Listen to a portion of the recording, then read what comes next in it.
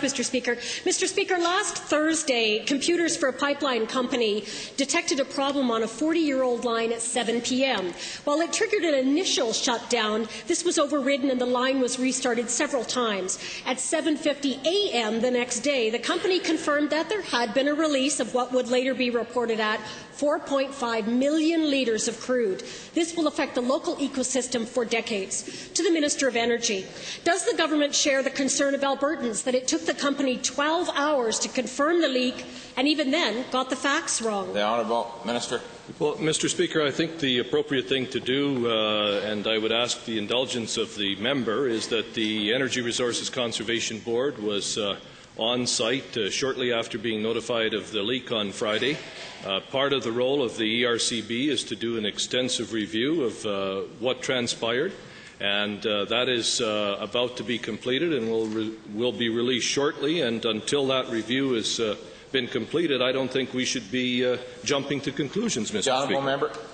Thank you. Again to the same minister.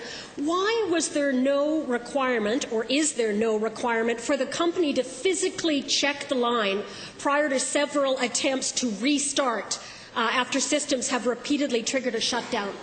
The Honourable Minister. Well, as I said, Mr. Speaker, these are the kinds of accusations that the Energy Resources Conservation Board will be looking at through the course of their review, and we want to make sure that that we're dealing with fact and not possibly what may have been gleaned out of a newspaper article. And when that report is completed, we'll release it, Mr. Speaker. The Honourable Member.